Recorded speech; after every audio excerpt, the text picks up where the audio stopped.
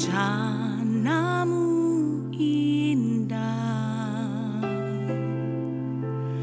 walau saat ini tak ku mengerti.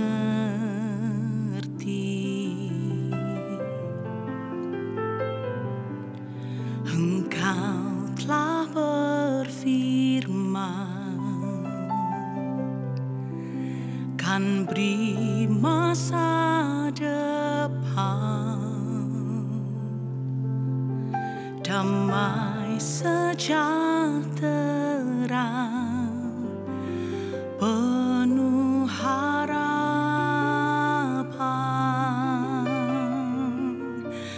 Ku tahu rencanamu indah bagiku.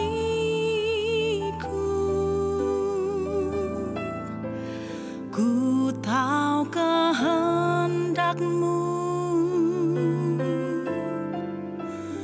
baik bagiku.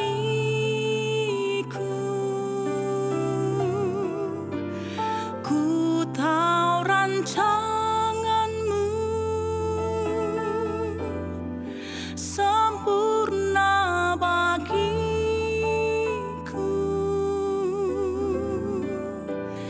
Ku tahu jalan-jalanmu yang terbaik bagiku. Ku tahu rencanamu indah bagiku.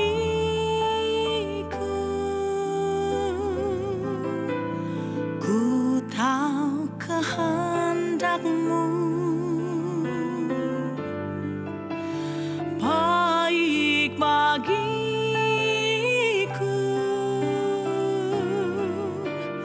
Ku tahu rancanganmu sempurna bagiku.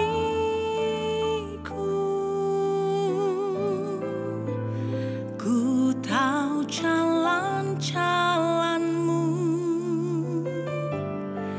yang terbaik bagiku. Ku tahu jalan-jalanmu yang terbaik bagiku. Ku tahu jalan-jalanmu yang terbaik bagiku.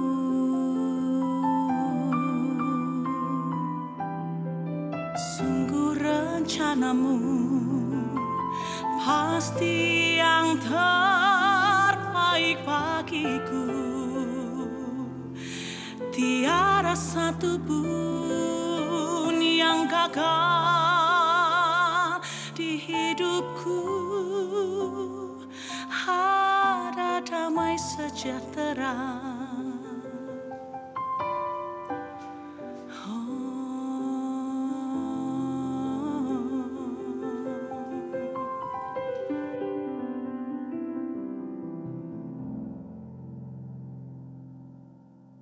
Shalom, selamat siang jemaat GSKI Betani Surabaya yang ada di Nginden, Manyar, Sukomanunggal, Citraland, Yobel, Veteran, Juanda, Gunung Sari, dan cabang-cabang lainnya. Hari ini Minggu tanggal 6 September saya bersyukur kepada Tuhan dan khususnya mau berterima kasih banyak kepada Bapak Gembala dan Ibu Gembala, Pendeta Aswin dan Pendeta Monica Tanu Saputra yang memberikan kepercayaan kepada saya untuk menyampaikan firman Tuhan dan melayani saudara masing-masing. Hari ini saya akan berbicara sesuatu yang sederhana, yang simple, yang saya beri judul Ingatlah Selalu. Remember well. Ingatlah baik-baik. Saya cuma mengambil 2 kisah sebagai teladan kisah bangsa Israel di Perjanjian Lama dan kemudian kisah rasul-rasul di Perjanjian Baru. Mari kita lihat teks kita dalam Ulangan pasal yang ke-7, ayat yang ke-17 dan ayat yang ke-18. Jika sekiranya engkau berkata dalam hatimu, bangsa-bangsa ini lebih banyak daripadaku, bagaimana aku dapat menghalaukan mereka? Maka janganlah engkau takut kepada mereka. Ingatlah selalu, remember well, remember with confidence. Ingatlah dengan iman dan yakin. Remember earnestly, ingatlah sungguh-sungguh apa yang dilakukan Tuhan Allahmu terhadap Fir'aun dan seluruh Mesir. Semua berkata amin. Sebelum Musa dipanggil Tuhan dan naik ke atas gunung Nebo, dia menuliskan kitab Ulangan. Satu kitab yang berisi ulangan menekankan firman janji Tuhan kepada bangsa Israel. Dan Musa berkata nanti Tuhan akan menuntun engkau, membawa engkau masuk ke dalam tanah perjanjian. Tentu yang memimpin bukan Musa tetapi Joshua. Dan Musa mengingatkan bahwa nanti engkau akan ketemu dengan bangsa yang besar, raksasa, suku Enak. Dan ketika engkau tidak tahu bagaimana caranya engkau mengalahkan mereka, apa yang harus engkau lakukan? Yang pertama, janganlah engkau takut dan ingatlah apa yang dilakukan Tuhan atas bangsa Mesir. Jadi poin saya yang pertama adalah janganlah engkau takut. Taruh tangan saudara di dada, 2 tangan saudara di dada, katakan aku tidak takut. Katakan aku tidak khawatir. Dalam nama Yesus sama-sama katakan amin. Saya percaya hari-hari ini ketika kita ada di dalam masa COVID-19 mudah untuk kita itu terpengaruh dengan ketakutan, dan firman Tuhan datang dengan kuat kepada saudara yang ada di Surabaya. Jangan kau bingung, jangan kau khawatir, jangan kau stres, jangan kau putus pengharapan, dan terutama jangan engkau takut.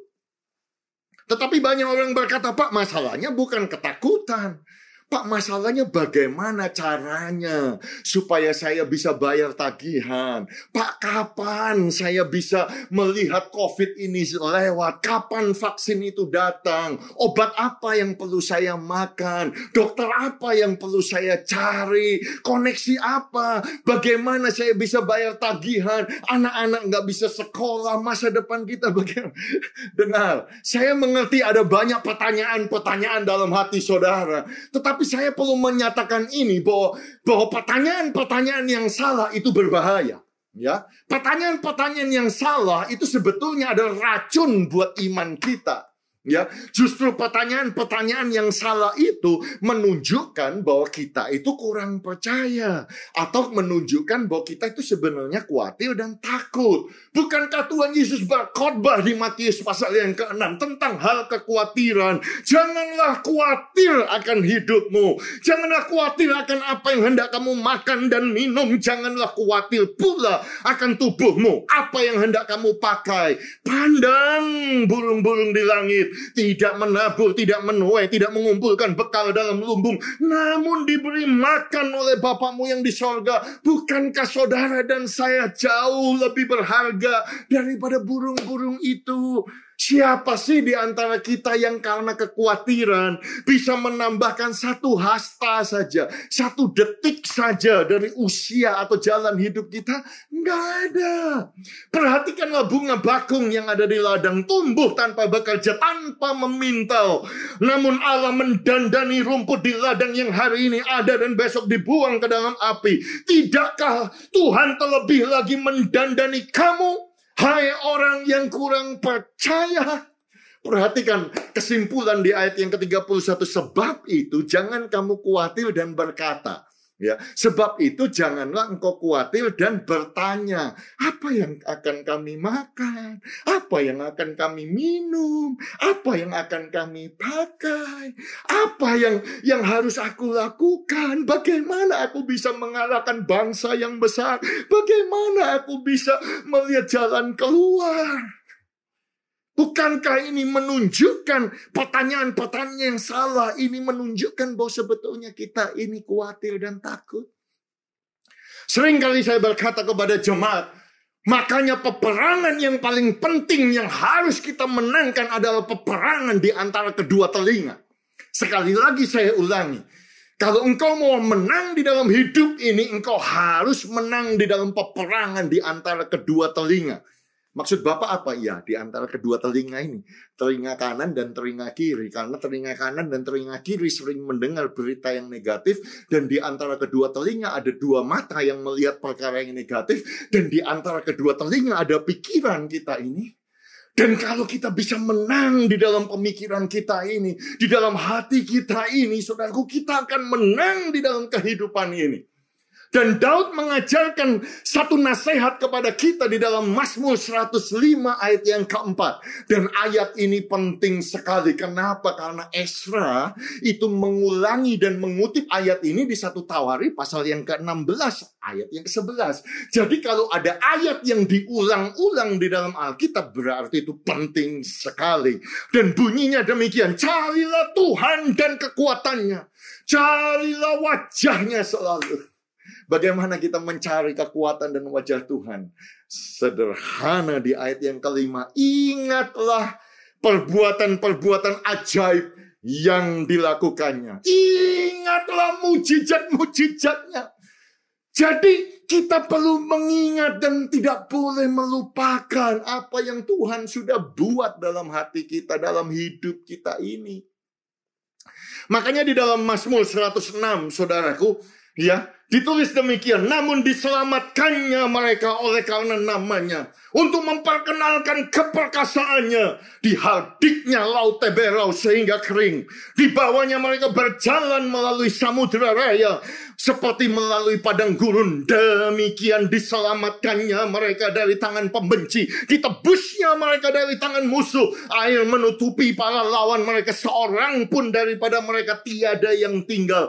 Ketika itu percayalah mereka kepada segala firman-Nya. Mereka menyanyikan puji-pujian kepadanya. Wow, saya bayangkan kalau saya hidup di zaman Musa, saudara-saudara, melihat 10 tulah terjadi di Mesir. Wow, bukankah itu mujizat extraordinary? Bukankah bagaimana Tuhan tolong bangsa Israel? Semua air itu menjadi darah, tetapi air di Goshen, di tanah perlindungan. Orang Israel masih punya air. Ketika Tuhan menghantam bangsa Mesir dengan penyakit bara, binatangnya, manusianya, tetapi semuanya dilindungi di tanah Israel. Goshen itu, saudara, bayangkan ada badai, ada kegelapan. Tetapi di bangsa Israel ada terang. Di bangsa Mesir ada kematian anak sulung. Di bangsa Israel karena mujizat pertolongan Tuhan, karena darah anak domba, mereka semuanya diselamatkan. Tiba-tiba saudaraku, mereka diberkati menjadi kaya raya. Semuanya disembuhkan, berjalan seperti tentara yang kuat. Keluar dari Mesir, saudaraku, tiba di laut Teberau, laut merah. Kemudian dibelahnya laut itu, air itu, tanah lautan itu menjadi kering seperti padang gurun. Wow, luar biasa kan? Kalau saya ada di sana, tentu saya percaya kepada firman Tuhan dan menyanyikan puji-pujian kepada Tuhan. Tetapi saudara perhatikan, ayat selanjutnya langsung, tetapi segera mereka melupakan perbuatannya. Jadi ketika mereka sampai di padang gurun, ketika tidak ada air, tidak ada makan, tidak tahu jalan, mereka mendengar telinga kanan, telinga kiri, mereka melihat suasana yang sukar, saudaraku. Mereka lupa akan apa yang baru saja Tuhan buat dalam hidup mereka. Makanya karena mereka melupakan, gampang lupa, mereka dirangsang nafsu di padang gurun, mencobai Allah di padang belantara. Mereka membuat anak lembu di Horeb dan sujud menyembah kepada patung tuangan. Mereka menukar kemuliaan mereka dengan bangunan sapi jantan yang makan rumput. Loh, kok bisa? Ya karena mereka melupakan Allah yang telah menyelamatkan mereka, yang telah melakukan hal-hal yang besar di Mesir, perbuatan-perbuatan ajaib di tanah Ham, perbuatan-perbuatan dahsyat di tepi laut Teberau. Manusia punya kecenderungan seperti ini. Ya, ketika kita ada dalam situasi yang sulit, kita gampang lupa apa yang Tuhan sudah buat di dalam hidup kita. Itu sebabnya jemaat GSKI Betani Surabaya, saya tahu banyak sekali di antara saudara sudah pernah ditolong Tuhan. Saya tahu ada di antara saudara pernah sembuh dari kanker, pernah sembuh dari tumor. Saya tahu di antara saudara bagaimana saudara berdoa untuk dapat pekerjaan ini dan Tuhan jawab saudara punya pekerjaan. Bagaimana saudara berdoa beli rumah sendiri, Tuhan tolong dan Tuhan beri saudara rumah. Bagaimana saudara pikir saudara tidak akan bisa menikah, saudara tidak bisa punya anak, tiba-tiba Tuhan tolong. Bukankah itu Tuhan? Dan kalau saya boleh jujur bertanya, berapa banyak di antara saudara yang pernah mengalami pertolongan Tuhan? Coba saudara angkat tangan ya. Saya tidak bisa melihat, tapi Tuhan akan melihat saudara kalau saudara angkat tangan ya. Bukankah itu Tuhan? Jangan lupakan, ingat, selalu ingat itu dengan baik-baik. Bangsa saya nggak ngerti kenapa kok bangsa Israel gampang lupa, saudara-saudaraku. Mungkin mereka pikir itu karena hoki. Mungkin karena kebetulan orang biasa. Ya, Surabaya mungkin, oh itu ketepaan Pak, itu kebetulan. Itu bukan kebetulan. Apa yang terjadi di dalam bangsa Israel itu Tuhan. Tuhan yang kirimkan angin 400 km per jam. Kalau nggak mungkin air itu bisa berdiri, saudara. Dan mengeringkan saudaraku tanah lautan itu. Dan yang sama saya berkata kepada saudara, Tuhan tolong saudara dulu itu bukan kebetulan, bukan ketapaan, itu bukan karena nasib, itu karena saudara berdoa dan Tuhan jawab, itu karena tangan Tuhan yang murah hati menyertai saudara, itu karena tangan kanannya yang ajaib yang menolong kita semua. Ingatlah saudara. Makanya Mazmur 78 mengulangi kembali, bangsa Israel melupakan pekerjaan-pekerjaannya dan perbuatan-perbuatannya yang ajaib yang telah diperlihatkannya kepada mereka di hadapan nenek moyang mereka. Dilakukannya keajaiban-keajaiban di tanah Mesir, di padang Zoan, dibelahnya laut, diseberangkannya mereka, didirikannya air sebagai bendungan, dituntunnya mereka dengan awan pada waktu siang dan semalaman suntuk dengan terang api, dibelahnya gunung batu di padang gurun, diberinya mereka minum banyak air seperti dari samudera raya, dibuatnya aliran air keluar dari bukit batu, dibuatnya air turun seperti sungai. Tetapi mereka lupa. Bukankah Musa sudah mengingatkan? Ingat. Dan gara-gara mereka lupa itu, saudaraku, mereka berbuat dosa terhadap Tuhan. Memberontak terhadap yang maha tinggi di padang kering. Mereka mencobai Allah dalam hati mereka. Bahkan mereka berkata kepada Allah, sanggupkah Allah menyediakan hidangan di padang gurun? Sanggupkah Tuhan memberikan roti juga? Sanggupkah Tuhan menyediakan daging bagi umatnya? Saudara perhatikan di sini. Pertanyaan yang salah itu berbahaya. Ya seperti ini.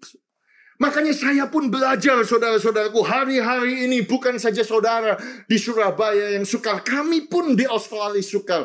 Border itu ditutup, resesi ekonomi terjadi. Saya pun tidak bisa membuat rencana. Saya pun kadang-kadang juga bisa bingung, tetapi saya mengingat. Sehingga saya tidak takut. Saya masih ingat pertolongan Tuhan. Saya masih ingat perbuatan Tuhan yang ajaib. Bagaimana saya terima Yesus Kristus Tuhan tanggal 3 Juni 87, 33 tahun yang lalu. Dan tahukah saudaraku bahwa hari ini tanggal 6 September kami di Australia memperingati Hari Ayah. Dan hari ini anak saya yang perempuan ulang tahun yang ke-21. Tetapi saya pribadi merayakan apa 6 September? Itu tanggal di mana saya dibaptis, saudara-saudaraku. Dibaptis air dan dibaptis Roh Kudus di Betani Manyar. Saya masih bisa cerita kepada saudara secara detail. Seakan-akan peristiwa itu baru terjadi kemarin. Saya masih ingat bagaimana saya berdoa, saudaraku, datang di garasi di Manyar Sindaru. Waktu itu Manyar belum jadi besar. Saya melayani di kaum muda, dipanggil Tuhan, saudaraku, ke luar negeri, naik pesawat pertama ke luar negeri. Saya masih bisa cerita bagaimana Tuhan tolong saya bisa menikah, gendong anak yang pertama. Wow, rasanya mujizat. Saya masih ingat 27 Februari 2004, 16 tahun yang lalu, naik kapal tenggelam, Tuhan kirimkan malaikat. Saya masih ingat berkat Tuhan, pertolongan Tuhan. Bahkan rumah saya ini, ya, saya hari ini live broadcast kepada saudara dari rumah saya ini. Rumah saya ini, saya ingat ini semua karena Tuhan. Bagaimana bisa beli rumah, bangun rumah, dan jadi 11 tahun yang lalu. Itu karena Tuhan. Saya ingat itu, saudara, dan karena ingat saya tidak takut. Dan karena saya ingat itu, saya jadi ingat Tuhan itu dahsyat. Jadi poin saya yang kedua adalah ingat selalu Tuhan kita, Tuhan saudara dan saya adalah Tuhan yang hebat, dahsyat. Taruh kedua tangan saudara di dada sambil berkata, aku percaya Tuhanku dahsyat, Tuhanku hebat, Tuhanku besar, Tuhanku ajaib, Tuhanku berkuasa, Tuhanku berdaulat. Tuhan bisa buat mujizat buat saya. Katakan amin. Saya masuk contoh saya yang kedua, saudaraku, yaitu rasul-rasul. Di Markus pasal yang ke-6 topiknya Yesus berjalan di atas air. Di ayat yang ke-45 ada dimulai kata sesudah itu. Sesudah apa? Sesudah peristiwa mujizat pelipat gandaan 5 roti dengan 2 ekor ikan. Mujizat itu begitu extraordinary sampai dicatat di dalam semua kitab Injil, di Matius 14, Markus pasal 6, Lukas pasal 9, dan Yohanes pasal 6. Dan ini mujizat luar biasa. Saudara bisa bayangkan 5 roti 2 ekor ikan itu sangunya anak kecil, saudaraku. Roti yang gak enak, yang mungkin sudah apek, ikannya mungkin ikan asin, tapi diserahkan kepada Tuhan, dimultiplikasikan. Bukan saja kasih makan 5.000 laki-laki, tidak termasuk perempuan dan anak-anak, berarti 20 ribuan kira-kira. Tetapi mujizatnya adalah ketika roti itu dipecahkan, itu seperti fresh from the oven, hangat, enak, saudara, kayak keluar dari Krispy Kreme begitu. Dan ikan itu ketika dipecahkan itu jadi enak seperti sushi, sashimi, tuna, salmon begitu. Kalau di Indonesia mungkin seperti mujair, ya, kerapu begitu. Saya nggak tahu ikan di Indonesia. Nah, tetapi itulah yang terjadi. Dan tahukah saudaraku, kalau saya jadi Tuhan Yesus, saya kasih makan puluhan ribu orang, mungkin saya akan kayak sulap begitu, bikin roti itu banyak, panjang gitu ya, di meja ratusan meter gitu supaya gampang prasmanan makannya. Tetapi ternyata tidak seperti itu mujizat itu. Tuhan Yesus sengaja, saudara-saudaraku, dia terima roti yang sedikit itu, mengucap syukur, kemudian mengucapkan berkat, dan kemudian memecahkannya. Dan dia beri kepada murid-muridnya, panggil 12 murid. Butuh waktu lama, tetapi itulah yang terjadi. Ya, dia kasih, makanya ada 12 bakul. Saudaraku, Petrus melihat dengan mata kepala, melihat, memegang, merasakan, ya toh, mendengar, mencium, memakan, menikmati, saudaraku. Mujizat terjadi. Dia terima tiba-tiba dari 5 roti, tiba-tiba jadi 1 bakul, saudara. Dan kemudian dibagi. Saya bayangkan kalau saya jadi Yohanes, Yakobus, atau Thomas begitu. Ketemu dengan banyak orang sambil ngobrol, tanya gimana kabar kamu? Kamu butuh berapa? Butuh 10. Saya mecahkan roti, terus pecah. Terjadi di mana? Di tangan saya, saudara. Terjadi. Luar biasa. Ikan kamu butuh berapa? Anggota keluargamu butuh terus, saudara-saudara. Wow, mereka mengalami mujizat yang luar biasa.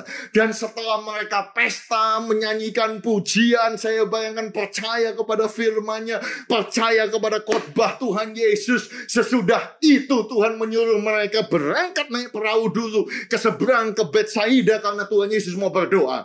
Dan ketika itu mereka di Danau Galilea, terjadilah ombak, saudaraku.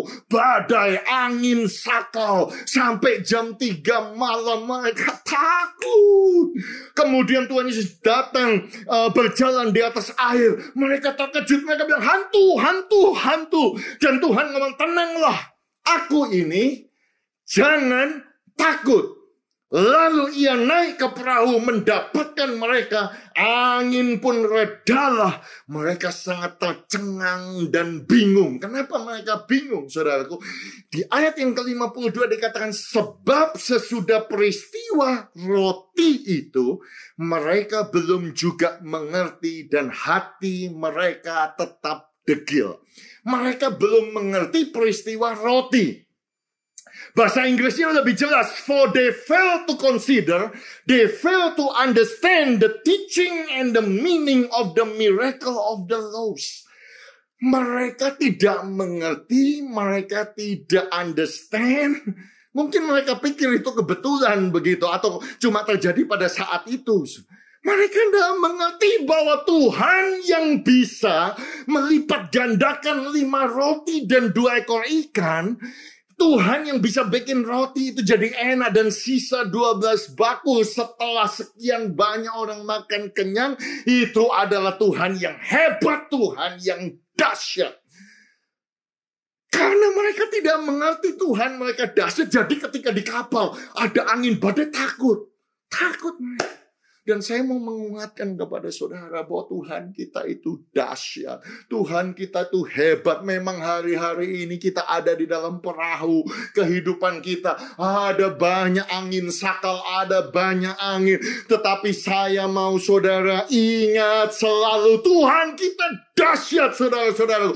Dia hebat, pencipta langit dan bumi. Almighty God, Alpha dan Omega. Yang ada, yang sudah ada, dan yang akan datang. Hanya dengan perkataannya saja dia menciptakan langit dan bumi. Alam semesta ini jadi, saudara. Tuhan itu hebat. Dia tidak pernah gagal menolong umatnya. Dia tidak pernah gagal menolong Daniel yang ada di lubang singa. Dia bisa tutup mulut singa. Dia bisa bikin api itu tidak menghanguskan Sadrak, Mesa dan Abednego. Hanya dengan satu patah kata saja iblis itu lari terbirit-birit, saudara-saudara.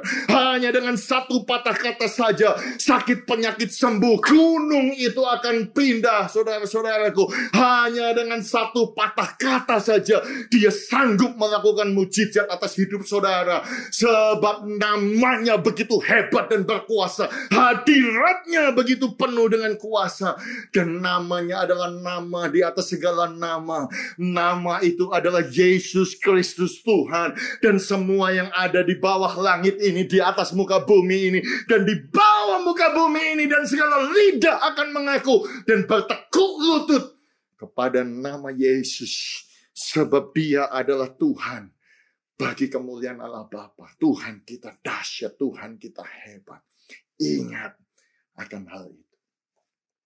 Dan saya punya banyak cerita, saudara-saudaraku, untuk menguatkan saudara bahwa Tuhan kita hebat. Ya, saya pilih cerita ini karena cerita ini, kisah nyata ini belum saya pernah cerita kepada saudara yang ada di kota Surabaya. Saya kenalkan kepada saudara Vincent Yuwono dengan Bunga Putri dengan anaknya Melody. Jemaat kita yang ada di kota Perth. Saya kenal Bunga itu sejak 18 tahun yang lalu, pada waktu Bunga masih muda pertama kali datang ke Australia, bahkan merupakan jemaat mula-mula bahasa Inggris kita. Ya, termasuk dengan Vincent. Tadi saya bilang bahwa saya mengalami kapal tenggelam peristiwa Titanic. Ya, itu salah satu dari 3 pemain musik yang ikut saya itu ya Vincent ini. Ya, sampai hari ini masih menyala-nyala melayani Tuhan satu keluarga. Oh, haleluya. Saya minta Bunga untuk mengirimkan kesaksian dan saya minta dia menulis dan dia berkata demikian. Terjadi di Agustus 2015. Ya, memori pertolongan Tuhan masih terasa seakan-akan baru terjadi kemarin. Kenapa, saudaraku? Karena mereka berdua, mereka bekerja, mereka kemudian membeli rumah. Dan karena dua-dua bekerja dan tiba-tiba terjadilah pemecatan di perusahaan Bunga karena ada big restructure di Departemen Keuangan, karena ada 60 pekerjaan keuangan yang akan dipecat. Sebab 80% dari tim keuangan di Western Australia akan decentralize ke kota Brisbane atau di outsource ke India. Dan pada waktu Bunga mendengar bahwa dia akan dipecat, dia kena redundant, dia berkata dia sedih. Dia berkata demikian, karena tidak mudah bagi saya yang dulu ke Australia datang tidak punya apa-apa. untuk bisa berjuang kerja jadi cleaner, nyikat-nyikat toilet, kerja serabutan di restoran dengan gaji cuma $6 per jam untuk bayar kuliah sendiri. Bahkan mau punya mobil buat kerja dan kuliah, ngutang ke bank, ditolak di sana sini. Akhirnya bisa lulus kuliah dan punya pekerjaan cukup baik. Apalagi saya sudah kerja di company ini 8 tahun lamanya. Ada ikatan emosional yang kuat. Kehilangan semuanya itu memukul sekali. Saya mengerti ketika engkau kehilangan pekerjaan. Mereka mulai bingung. Bagaimana kalau punya income cuma satu pendapatan, bagaimana bisa bayar cicilan rumah? Tetapi ini yang ditulis oleh Bunga, tetapi Tuhan pakai kesempatan ini untuk kembali mendekat kepadanya. Karena apa? Kadang-kadang persoalan itu terjadi supaya apa? Supaya kita ingat selalu akan Tuhan. Supaya kita ingat akan perbuatannya sehingga kita tidak takut, saudara-saudara. Dan saya mau katakan kepada saudara bahwa persoalan yang kehilangan pekerjaan tidak sebanding dengan apa yang Tuhan sudah buat di dalam kehidupan Bunga. Iya toh? Dulu itu cuma kerja nyikat toilet, saudara-saudara. Bagaimana Tuhan tolong bawa buat mujizat, saya adalah saksi. Itu sudah extraordinary. Bagaimana Vincent itu ditolong malaikat bersama dengan saya di kapal tenggelam. Itu kalau bukan Tuhan, gak mungkin mereka bisa menikah. Gak mungkin saya masih hidup dan bisa khotbah kepada saudara hari ini. Bukan, itu semua karena Tuhan. Jadi sebetulnya persoalan yang dialami sekarang itu tidak sebanding dengan apa yang Tuhan sudah buat di masa lampau. Makanya Musa ngomong, ingat apa yang Tuhan sudah buat di Mesir. Dan ingat apa yang Tuhan buat di dalam Alkitab, dalam firman ini. Sehingga kalau kita mengingatnya, kita tidak takut. Dan Bunga bersaksi, lanjutkan kesaksian ini. Dia berkata karena ada proses transisi, maka kerja saya diperpanjang selama 6 bulan. Ya, jadi 6 bulan ini saya sibuk hunting kerjaan, bikin resume, bikin cover letter, latihan interview, campur aduk sama stres, khawatir, takut. Ditambah lagi mesti kerja di perusahaan yang dalam tanda petik sudah pecat atau sudah PHK saya. Saya apply 42 pekerjaan selama 6 bulan, cuma dipanggil 1 interview saja. Jadi saya pergi interview di City. Habis interview saya mau pulang karena tidak tahu parkir di tempat yang salah. Mobilnya hilang. Bunga bilang, Dito itu diderek begitu karena ya langsung diderek karena diparkir di tempat yang salah, dia nggak tahu. Dan dia menulis begini, saya nangis sampai seguguan. Karena saya kecapean interview. Terus mesti jalan kaki ambil mobil. Jarak dari tempat interview ke tempat mobil itu sekitar 1,5 kilometer. Sambil gendong anak saya Melody waktu itu 5 tahun. Cuaca sangat dingin. Habis itu harus bayar. Gak tanggung-tanggung lagi bayarnya. Saudara bisa lihat ini tagihannya. $368.50. Ya, itu kalau dirupiahkan sekitar 4 juta gitu kira-kira. Ya. Benar-benar rasanya seperti peribahasa, sudah jatuh tertimpa tangga. Kenapa Bunga bisa ngomong demikian? Karena dalam 42 aplikasi dalam 6 bulan cuma dipanggil 1 interview. Itu cuma 2% sukses interview rate. Dan yang dia interview itu ternyata juga gagal juga. Jadi 0 success rate dan harus keluar uang $368.50. Saudara, saya mengerti keadaan yang sukar. Tetapi Bunga bersaksi, bagaimana kebaikan Tuhan, bagaimana Tuhan itu luar biasa, bagaimana Tuhan tidak pernah terlambat di dalam menolong. Tiba-tiba ada seseorang yang dulu mereka kenal karena ex-manajernya Vincent, tapi tidak pernah kerja langsung, tidak pernah hubungan baik. Jadi hanya pernah kenal, tidak punya kontaknya, sudah lama tidak ketemu, dia pindah ke perusahaan lain, jadi vice president di perusahaan kompetitor. Itu tiba-tiba bisa telepon Bunga dan menawarkan pekerjaan. Dia sampai kaget. Bunga sampai berkata, ya akhirnya karena saya butuh kerjaan, butuh uang, yang saya terima pekerjaan itu. Tetapi dia bilang begini, ya toh, pas saya cek kok bisa ya dia cari saya. Apa Tuhan kasih gambar muka saya dalam mimpi dia ya? Kok sampai saya itu loh yang ditelepon. Kemudian dia cuma bilang waktu itu butuh orang. Jadi nama saya muncul di dalam pikirannya. Bunga berkata, ya ampun, Tuhanku amazing banget. Memang kalau Tuhan bekerja nggak tanggung-tanggung. Bukan saja saya dikasih pekerjaan di waktu yang tepat, tetapi saya juga dikasih promosi ke pekerjaan yang lebih baik. Ya, dulu suka saya dengar orang bilang, emangnya duit jatuh dari langit? Ya, saya baca. Tetapi saya mau saksikan benar-benar kalau Tuhan mau pekerjaan, aka duit, ternyata bisa jatuh dari langit. Saya percaya betul apa yang dia tulis itu, saudara-saudara. Bukankah Tuhan sanggup membukakan tingkap-tingkap langit? Bukankah kita berkata berkat yang sempurna, perfect gift comes from above, datang dari atas, dari Bapa segala terang. Luar biasa. Jadi Bunga bersaksi demikian. Kalau Tuhan bekerja, saya nggak perlu cari kerjaan yang cari saya. Saya nggak perlu apply, nggak perlu bikin resume, nggak perlu bikin CV, dan ajaibnya nggak perlu interview. Hari ini kalau saya pikir-pikir, mana mungkin itu terjadi. Jangankan proper job. Orang perlu kerja casual night file di IGA, itu supermarket aja mesti interview. Tapi Tuhan mau tunjukkan kepada saya bahwa Tuhan tidak akan mempermalukan anaknya. Tuhan mau tunjukkan bahwa saya bukan cuma ban serep, tetapi bisa jadi pilihan yang pertama. Tuhan bisa angkat saya naik ke posisi direct report ke vice president di perusahaan ini dengan caranya yang ajaib. Luar biasa bukan? Tapi saya mau saudara jangan tepuk tangan dulu, oke? Itu itu luar biasa, kesaksian yang luar biasa. Dan yang luar biasa Bunga berkata demikian. Ya, saya ingat hari terakhir saya bekerja di perusahaan yang lama.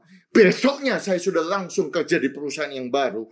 Dan ketika saya dipecat, saya dikeluarkan dari perusahaan yang lama, saya terima kompensasi atau redundancy. Saudara lihat di layar ini berapa jumlahnya? 51.000 lebih.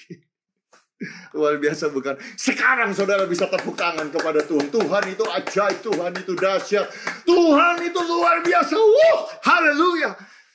Saya nggak pernah dengar nih kesaksian model gini. Itu kalau dirupiahkan lebih dari 500 miliar. Artinya apa, saudara?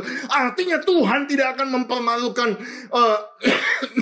anaknya. Dan ketika anaknya ini harus dipecat, dikeluarkan, Tuhan kasih kompensasi. Sebab apa yang dicuri oleh iblis, apa yang dicuri oleh binatang pelahap belalang lompatan, Tuhan bisa kembalikan. Itu sebabnya Bunga berkata, saya mau menyatakan kalau Allah yang kita sembah, Allah yang hidup, tidak pernah terlambat menolong, Allah yang peduli dan mengasihi kita dengan luar biasa.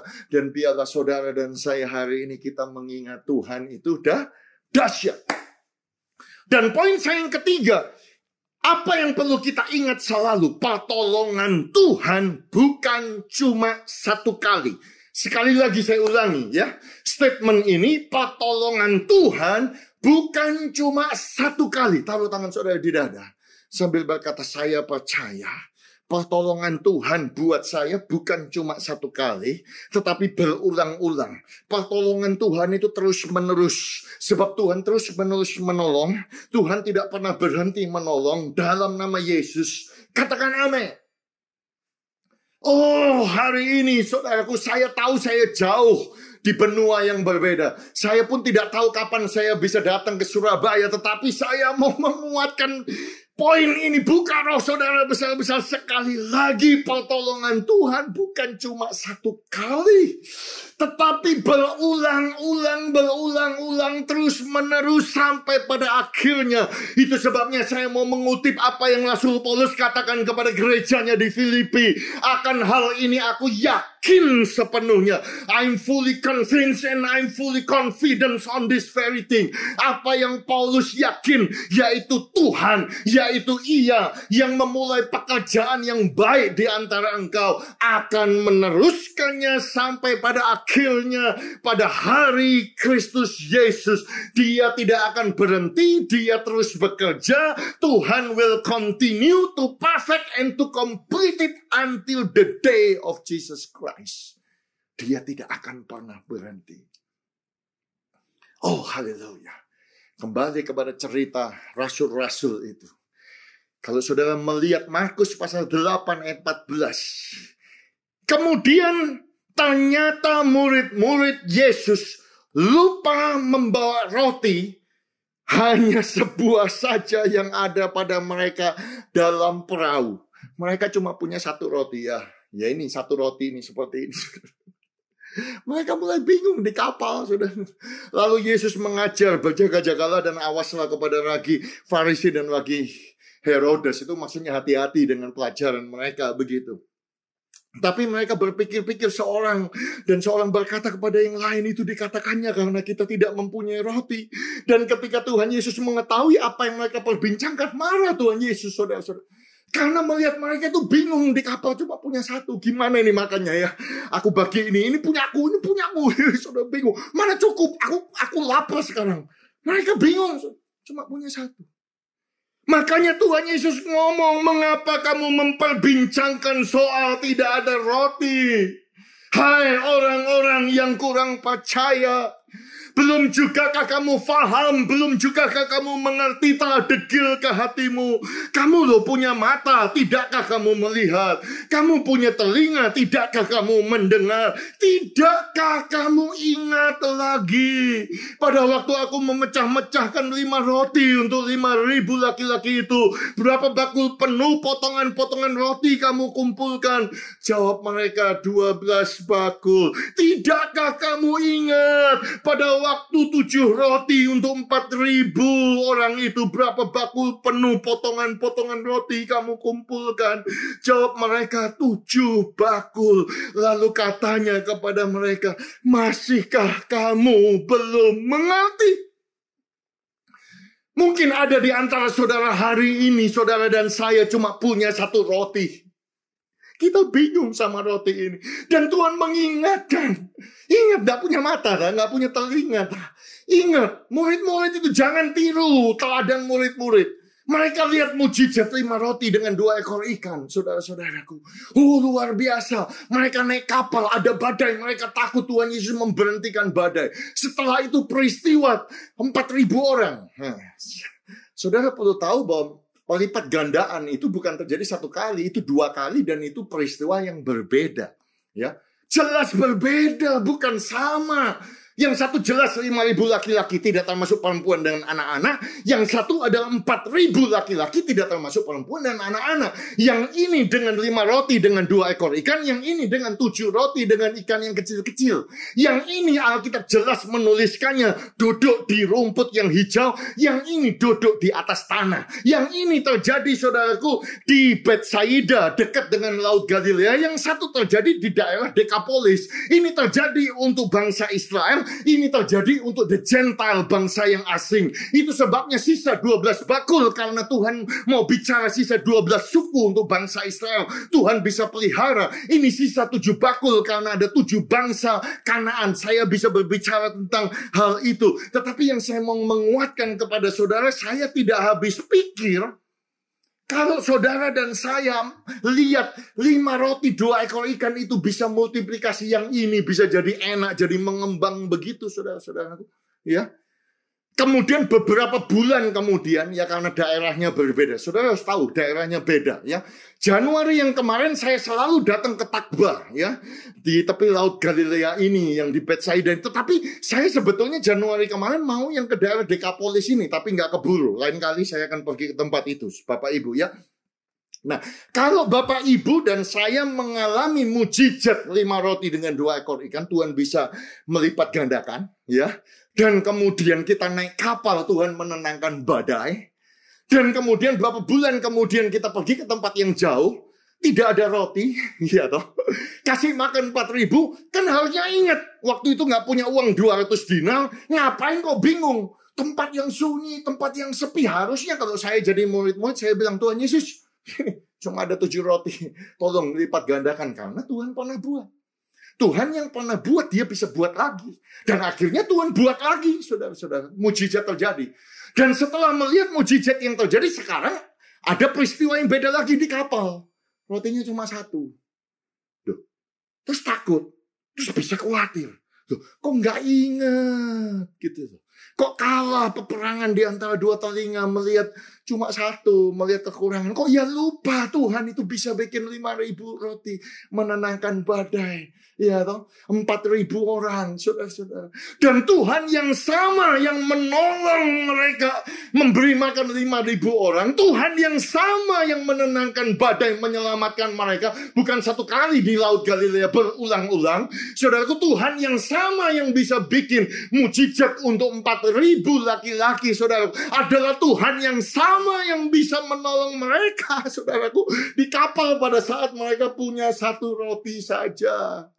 Sebab dia menolong tidak satu kali. Saya mau sampaikan kepada jemaat GSKI yang ada di Surabaya. Tuhan yang sama yang pernah menyembuhkan saudara. Tuhan yang sama yang pernah memberkati saudara. Tuhan yang sama yang menenangkan badai yang ada di dalam Alkitab adalah Tuhan yang sama yang bisa menolong saudara sekarang ini juga. Pada saat ini juga. Sebab dia tidak pernah berubah dahulu, sekarang, sampai selama-lamanya. Kemarin dia menolong, hari ini pun dia bisa menolong. Sampai selama-lamanya dia menolong. Kemarin dia menyembuhkan, hari ini dia bisa menyembuhkan. Sampai selama-lamanya Tuhan bisa menyembuhkan. Kemarin dia memberkati, hari ini Tuhan bisa memberkati. Sampai selama-lamanya Tuhan bisa memberkati saudara. Oh haleluya, haleluya, haleluya. Saya ini seperti orang gila, teriak-teriak semangat, berkeringat di depan kamera. Tetapi saya tahu saudara mendengar, saudara dijamah oleh Roh Kudus hari ini. Menguatkan bahwa dia tidak menolong saudara satu kali. Tapi berulang-ulang dan tidak pernah berhenti sampai hari Kristus dinyatakan. Dan yang terakhir karena waktu. Ini ada kesaksian yang baru saya dengar beberapa hari yang lalu. Saudara-saudaraku, saya kenalkan kepada saudara. Evelyn Natalia Pandey, salah satu anggota daripada Bethany Sydney Worship. Ini baru terjadi. Bahkan saya belum cerita kesaksian ini di gereja kami sendiri. Ya, Evelyn itu 3 tahun yang lalu berangkat ke Sydney untuk sekolah. Dan untuk bertahan hidup, bayar uang sekolah, dia bekerja 2 pekerjaan. Sayangnya COVID-19 terjadi. Dia kehilangan 2 pekerjaan itu. Mencari bantuan keuangan dari pemerintah tidak dapat karena dia bukan permanent resident. Dia cari kerja nggak dapat sama sekali. Dia berkata, aku menangis. Aku mencari Tuhan hari berlalu demi hari. Menjadi 6 bulan dia mencari pekerjaan.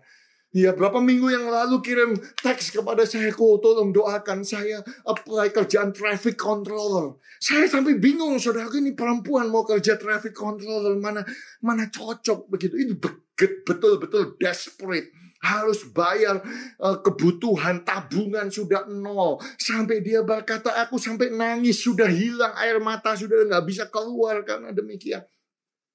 Dan yang lebih parah lagi, saudaraku, student visanya akan habis di bulan November ini. Saudara akan bisa lihat. Tegang, saudara, bagaimana bisa memperpanjang student visa. Agent berkata, engkau harus siapkan $8.000. Yaitu kapan? Ya sekarang ini. Ya, untuk memperpanjang uang sekolahnya. Dan untuk program sekolahnya itu total dia perlu cari kira-kira $22.000. Saudara bisa bayangkan dalam keadaan desperate, COVID-19, krisis ekonomi, tidak tahu apa yang harus dikerjakan. Tetapi sekali lagi saudaraku, ingatlah selalu. Janganlah kau takut, Tuhan yang sudah buat Evelyn, bawa Evelyn dari Indonesia ke Australia 3 tahun. Dia sudah pelihara adalah Tuhan yang dahsyat. Oh, dia tidak akan pernah berhenti menolong. Dia akan terus menolong sampai pada akhirnya. Saudaraku, Evelyn cerita demikian, saya cari pekerjaan di sebuah restoran. Dan restoran itu ngomong begini, sorry, kita cuma bisa kasih kamu pekerjaan untuk 4 jam 1 minggu hari Jumat karena sepi. Evelyn hitung kalau cuma 4 jam kan cuma $100, nggak cukup. Bagaimana bisa kumpulkan puluhan ribu dolar untuk bayar uang sekolah? Tetapi saudaraku, Tuhan itu luar biasa. Ya, saya sampai mau nangis saudaraku waktu dia cerita. Dia ngomong begini, mereka berkata kalau kamu cari pekerjaan kami tidak bisa kasih karena sepi, cuma 4 jam 1 minggu. Tapi kalau kamu mau magang di sini, murid di sini, itu malah bisa. Mau enggak kamu?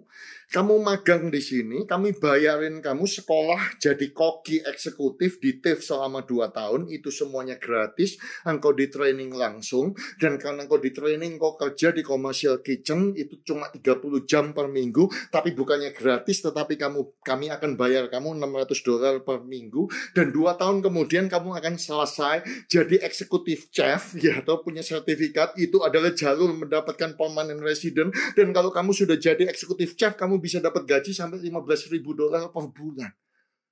Wow.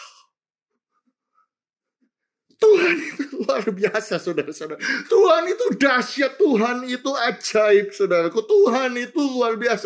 Dia tidak pernah meninggalkan kita, tidak pernah membiarkan. Tuhan tolong Evelyn, demikian Tuhan bisa tolong saudara yang ada di Surabaya. Oh, kembali kepada teks kita. Waktu sudah habis, saudaraku. Musa mengingatkan kepada bangsa Israel. Nanti kalau Tuhan tuntun kau masuk tanah perjanjian dan kau tidak tahu bagaimana caranya mengalahkan bangsa-bangsa yang besar itu, jangan kau takut. Ingat selalu apa yang dilakukan Tuhan Allahmu terhadap Firaun dan seluruh Mesir, yakni cobaan-cobaan besar yang kau lihat dengan matamu sendiri, tanda-tanda dan mujizat-mujizat, tangan yang kuat dan lengan yang teracung yang dipakai Tuhan Allahmu untuk membawa engkau keluar. Demikianlah juga akan dilakukan Tuhan Allahmu terhadap segala bangsa yang engkau takuti. Maksud Musa demikian, saudaraku. Tuhan yang melepaskan engkau dengan tangan yang ajaib, dengan lengan yang teracung, membawa engkau keluar. Dia yang akan melepaskan engkau nanti pada bangsa Kanaan. Apa yang Tuhan buat di Mesir, Tuhan bisa buat di tanah Kanaan. Apa yang Tuhan lakukan dahsyat di Mesir, Tuhan bisa lakukan di padang gurun. Tuhan bisa lakukan di tanah perjanjian. Hari ini saya sampaikan kepada saudara bahwa apa yang Tuhan lakukan di masa lampau, Tuhan bisa lakukan hari ini. Tuhan bisa lakukan di dalam masa depan saudara. Janganlah gemetar karena mereka, sebab Tuhan Allahmu ada di tengah-tengahmu. Allah yang besar, Allah yang dahsyat. Mari kita bangkit berdiri bersama-sama Bapak, Ibu, dan saudara sekalian. Oh, dimanapun saudara berada, apakah saudara ada di ruang tamu, saudara di kamar tidur saudara. Oh, jangan hiraukan kanan dan kiri. Oh, haleluya. Jangan hiraukan kanan dan kiri, mulai konsentrasi di depan komputer saudara atau di depan televisi saudara. Oh, jangan terburu-buru matikan broadcast ini. Saya mau menguatkan saudara, saya percaya Roh Kudus akan menjamah saudara. Roh Kudus akan mengurapi saudara pada hari ini. Oh, haleluya. Sebab Tuhan itu ada di tengah-tengah saudara. Tuhan ada di tengah-tengah pekerjaan saudara. Tuhan ada di tengah-tengah keluarga saudara. Dan Dia Tuhan yang besar, Tuhan yang dahsyat. Ingat baik-baik. Ingat baik-baik. Jangan lupakan perbuatannya yang ajaib. Sebab Dia tidak pernah berhenti melakukannya. Dia akan terus melakukannya. Bapa, hamba berdoa untuk jemaat Betani GSKI yang ada di Surabaya. Buka kedua tangan saudara. Tuhan, hamba berdoa ya Tuhan, firman Tuhan ini sederhana. Firman Tuhan ini sederhana, tapi hamba percaya bahwa firman-Mu itu kuat seperti pedang bermata dua. Hidup ya Tuhan, tajam. Dan firman-Mu tidak akan kembali dengan sia-sia. Dan firman-Mu akan melaksanakan seperti yang Kau suruhkan kepadanya. Tuhan, Kau memberkati, Kau menguatkan. Supaya jemaat GSKI yang ada di Surabaya, Betani ini, mereka remember well. Ingat. Sehingga mereka tidak takut. Mereka mengingat perbuatan Tuhan yang ajaib. Mujizat-mujizat Tuhan. Bahwa Tuhan itu dahsyat besar. Dan Tuhan bisa melakukannya sekali lagi. Lakukan sekali lagi ya Tuhan atas hidup terus menerus. Sampai pada akhirnya. Hamba memberkati jemaat-Mu ya Tuhan. Hamba berdoa di dalam nama Bapa, Putra dan Roh Kudus. Yaitu Tuhan Yesus Kristus yang memberkati Engkau, menguatkan Engkau, memulihkan Engkau, menyembuhkan Engkau, memberkati Engkau mulai hari ini sampai Maranatha, bahkan sampai selama-lamanya. Dalam nama Yesus bersama-sama kita akhiri ibadah kita dan doa kita bersama-sama kita katakan amin, amin, amin. Amin. Tuhan Yesus memberkati. God bless you all. Sampai kita ketemu lagi.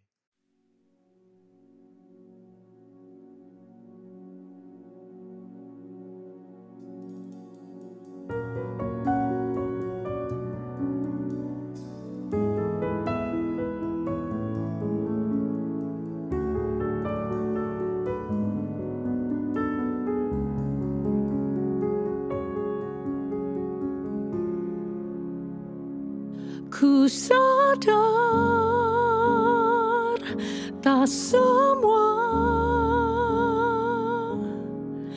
dapat aku miliki di dalam hidupku. Hatiku percaya rancanganmu bagiku adalah yang terbaik.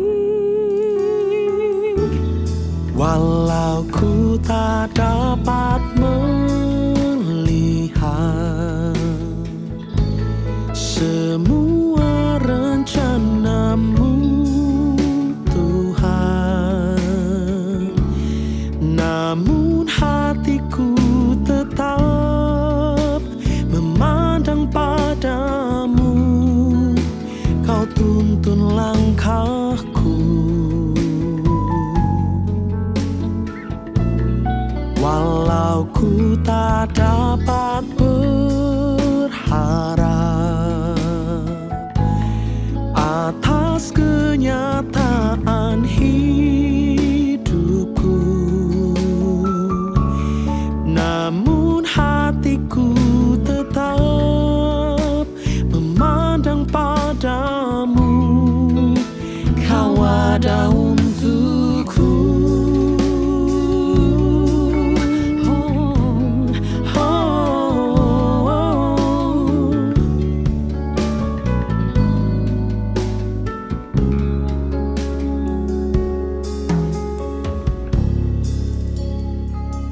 Ku sadar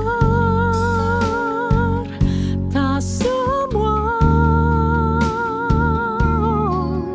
dapat aku miliki di dalam hidupku. Hatiku percaya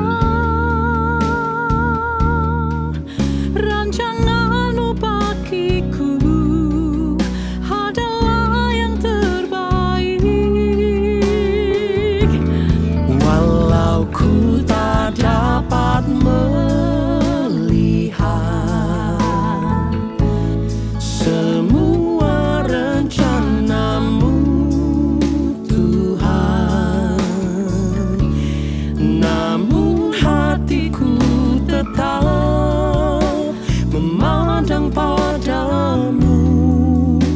Kau tuntun langkahku, walau ku tak dapat berharap atas kenyataan hidupku,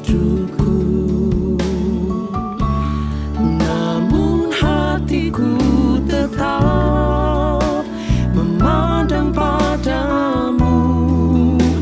Kau ada untukku. Walau ku tak dapat melihat semua rencanamu, Tuhan, namun hatiku tetap memandang